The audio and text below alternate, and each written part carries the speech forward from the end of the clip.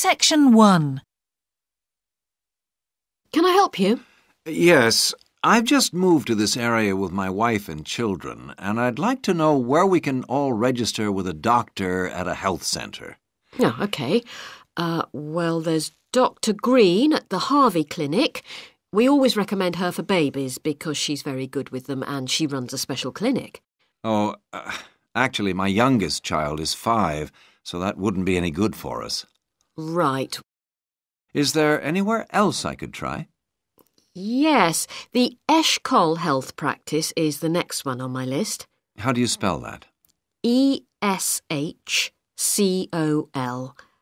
And it's Dr. Fuller who has space on his list. The clinic only opened a year ago, so the facilities are all very modern. That sounds good. And it's particularly good if you're busy during the day because they also do appointments in the evening. They're closed on Saturday, though. The only other place on the list is the health centre on Shore Lane. You can register with Dr. Gormley. That's Gormley. He's new there, but the centre has a very good reputation. Oh, yes. I think I know the road. That would be the best one. Thanks. Could you tell me, will all their services be free? There are usually some small charges that doctors make. Let me see what it says about the Shore Lane Centre. If you need to be vaccinated before any trips abroad, you won't have to pay for this. What else? The Sports Injury Treatment Service operates on a paying basis, as does the Nutritional Therapy Service. Some health centres do offer alternative therapies like homeopathy as part of their pay-to-use service. Shore Lane are hoping to do this soon. I think they may start with acupuncture. Oh. And finally, if you need to prove you're healthy or haven't had any serious injuries before a new employer will accept you, you can get a free fitness check-up there. But you'd most likely have to pay for insurance medicals, though. OK, thanks. You might also be interested to know the centre is running a pilot scheme of talks for patients. I've got the list here. Actually, they look very interesting. What sort of things? Well, the first one's about giving up smoking. It's next week, the 25th of February at 7 p.m, and that's in room 4. It says the talk will stress the health benefits, particularly for people with asthma or heart disease. That sounds very interesting. There's also a talk for families with children. It's on healthy eating and takes place on the 1st of March at 5 o'clock. Will that be at the health centre? Actually, it's at the primary school on Shore Lane. I imagine they're inviting the parents of pupils there. It says here, all welcome. I might go to that if I have time. There's a couple of other talks. One giving advice about how to avoid injuries while doing exercise. It's on the 9th of March. Oh, it's a late afternoon talk at 4:30, and it'll be in room 6. It also says the talk is suitable for all ages. And finally, there's a talk called Stress Management, which is on the... Section 2. Hello? Hi, it's Laura Carlton here. We've just arrived at the holiday flat, but I can't get the hot water and heating to work. Oh, right. That's easy. Don't worry. In the upstairs cupboard, you'll find the water heater. You'll see 3 main controls on the left at the bottom of the heater. The first one, the round one on the far left, is the most important one for the heating and hot water. It's the main control switch. Make sure it's in the on position. The switch itself doesn't light up, but the little square below will be black if the switch is off. That's probably what's happened. It's got switched off by mistake. The middle one of these 3 controls, you'll see it's slightly larger than the first one, controls the radiators. If you feel cold while you're there and need the radiators on, this needs to be turned to maximum. The last of the 3 controls, the one on the right, is usually on about a number 4 setting, which for the water in the taps is usually quite hot enough. Below the heating controls in the middle is a small round plastic button. If there isn't enough water in the pipes, sometimes the heater goes out. If this happens, you'll need to press this button to reset the heater. Hold it in for about 5 seconds and the heater should come on again. Then there's a little square indicator under the third knob that's a kind of alarm light. It'll flash if you need to reset the heater. It sounds complicated. I'm sure you won't have any problems with it. There should be some more instructions on the side of the heater. Call me back if you can't make it work. OK. While you're on the phone, we haven't managed to find a few things we need, like extra pillows for the beds and some washing powder. Is there any here? Pillows, yes. If you look in the cupboard, the large white one upstairs, to the left of the bathroom door, there should be 4 or 5 on the top shelf. And if you want to do some washing, there's some powder for that, probably by the back door.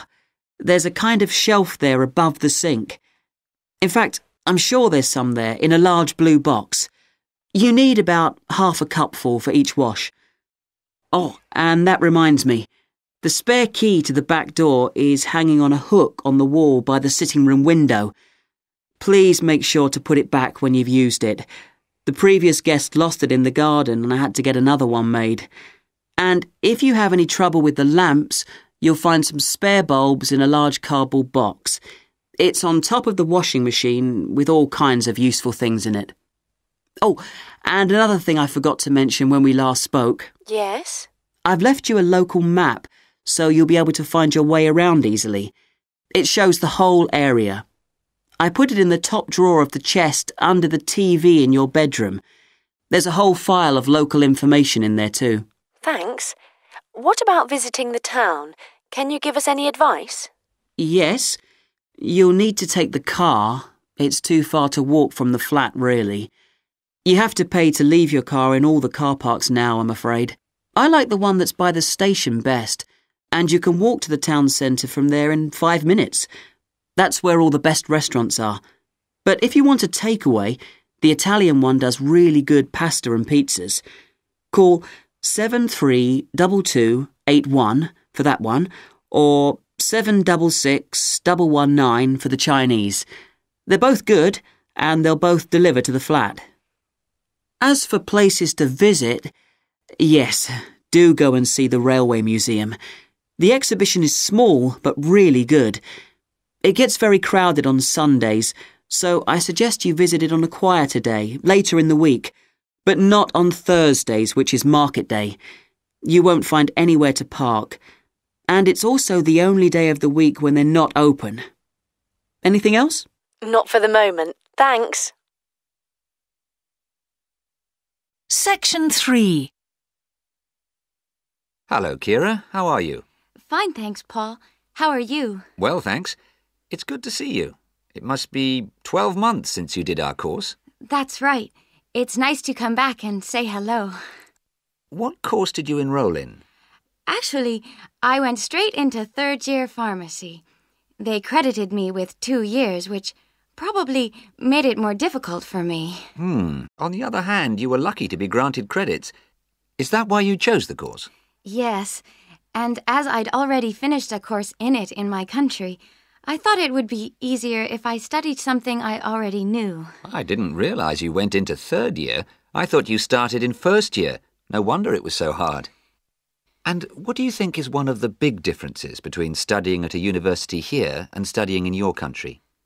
Well, I found it very difficult to write assignments because I wasn't familiar with that aspect of the system here. The main problem is that the lectures expect you to be critical. That made me feel really terrible.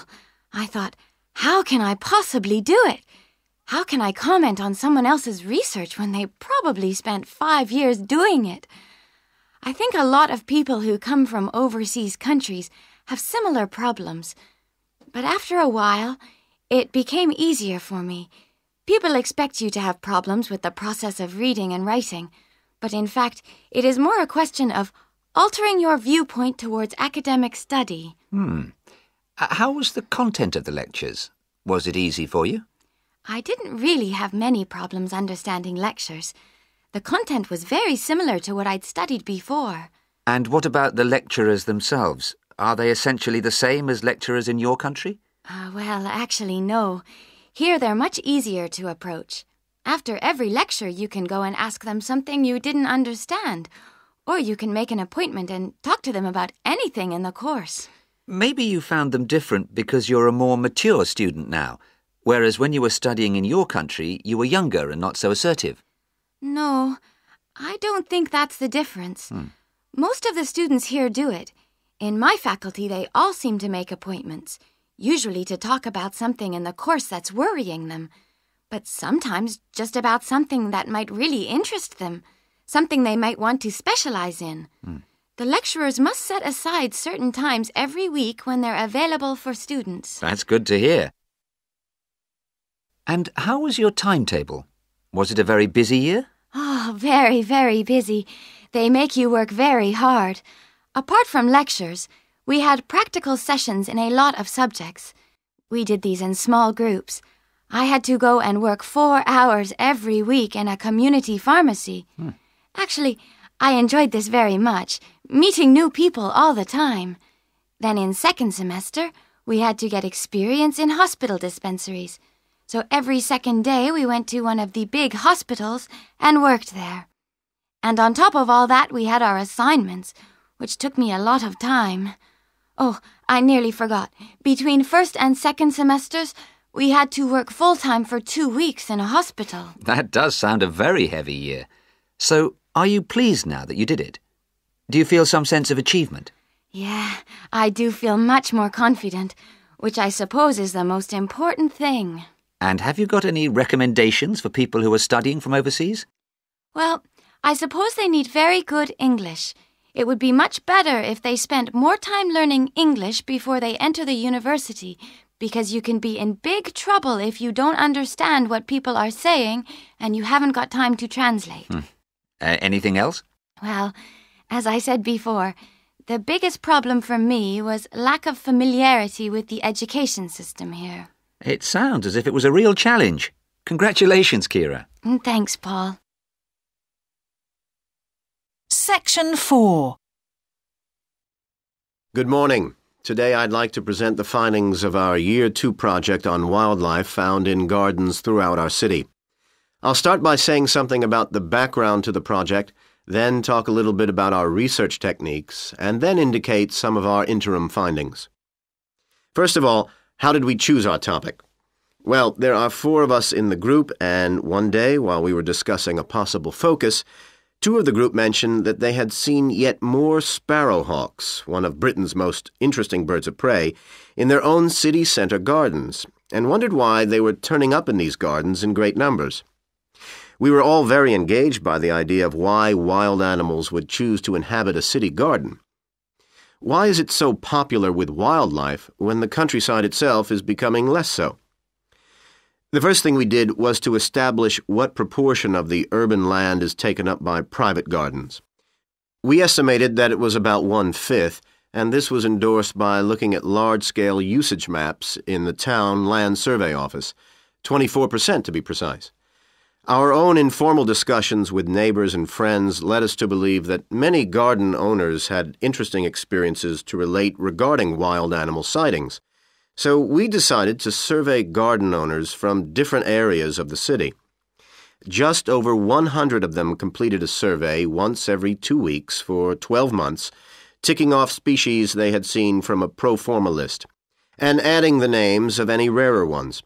Meanwhile, we were doing our own observations in selected gardens throughout the city. We deliberately chose smaller ones because they were by far the most typical in the city. The whole point of the project was to look at the norm, not the exception. Alongside this primary research on urban gardens, we were studying a lot of books about the decline of wild animals in the countryside and thinking of possible causes for this. So what did we find? Well, so much that I just won't have time to tell you about here. If you're interested in reading our more comprehensive findings, we've produced detailed graphic representations on the college website, and of course any of the group would be happy to talk to you about them. Just email us. What we've decided to present today is information about just 3 species because we felt these gave a good indication of the processes at work in rural and urban settings as a whole.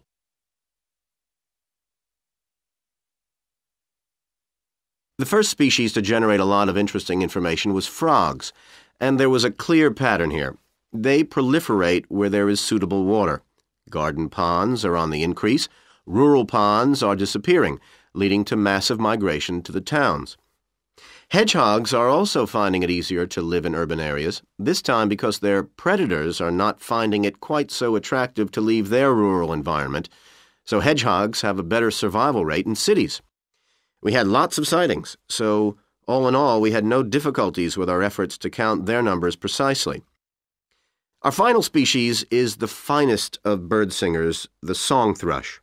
On the decline in the countryside, they are experiencing a resurgence in urban gardens because these days gardeners are buying lots of different plants, which means there's an extensive range of seeds around, which is what they feed on. Another factor is the provision of nesting places, which is actually better in gardens than the countryside. Hard to believe it, but it's true. Incidentally, we discovered that a massive new survey on song thrushes is about to be launched, so you should keep an eye open for that. Now, I'd be happy to answer any questions you may have.